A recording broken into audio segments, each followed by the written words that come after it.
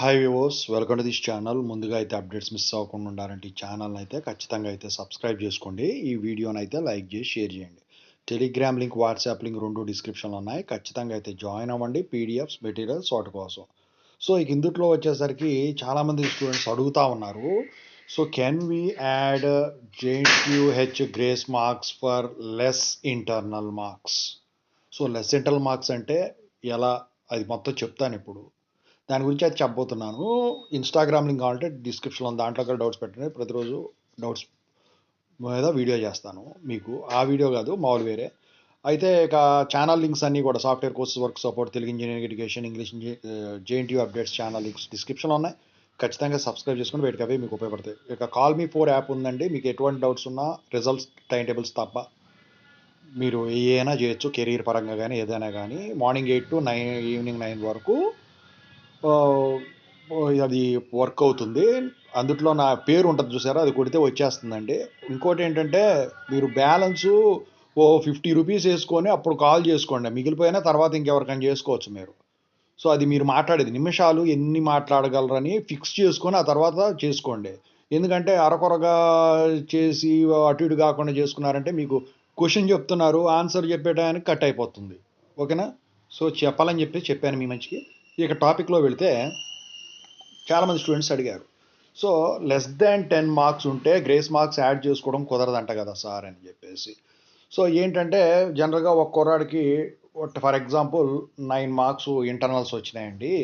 ఎక్స్టర్నల్లో వచ్చేసరికి 24 వచ్చినాయి. అయితే 26 ఫర్ ఎగ్జాంపుల్, సరే 26 వేసుకోండి.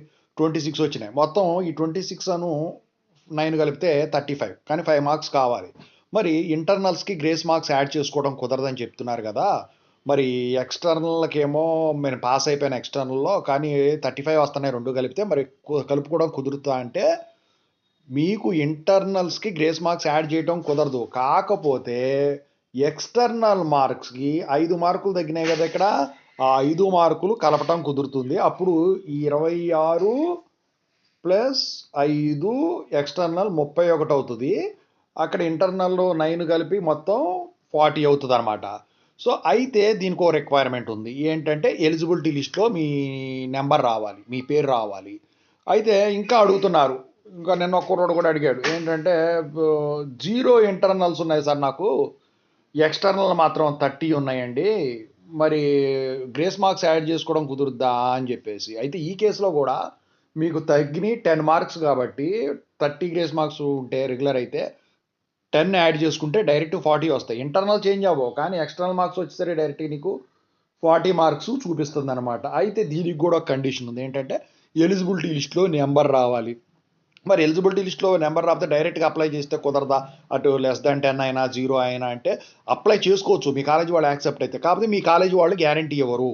ఎందుకంటే యూనివర్సిటీ వాళ్ళు ఎప్పుడు ఎలా చేస్తారో తెలియదు. అయితే యాక్సెప్టెన్స్ వచ్చిందనుకోండి, అది చాలా టైం పడుతుంది. అసలు అయితే వస్తుంది, కాకపోతే ఎలిజిబిలిటీ లిస్ట్లో వచ్చిన తర్వాత అప్లై చేసుకోవడం అంతా మంచి పద్ధతి. అయితే ఒకవేళ ఎలిజిబిలిటీ లిస్ట్లో వచ్చినప్పుడు మీరు అప్లై చేసుకుంటే ఇక ప్రాబ్లం ఏముండదు. ఎలిజిబిలిటీ లిస్ట్లో రాకుండా డైరెక్ట్గా అప్లై చేస్తే మాత్రం మరి సొల్యూషన్ ఏంటంటే అది అప్లై చేసింది అలాగే ఉంచండి, కానీ సప్లీలు ఏమైనా జరిగితే మాత్రం ఖచ్చితంగా అయితే మీరు అవి కట్టి ఎగ్జామ్ అయితే రాసుకోవడం మంచిదని చెప్పేసి నా అభిప్రాయం. ఓకేనా?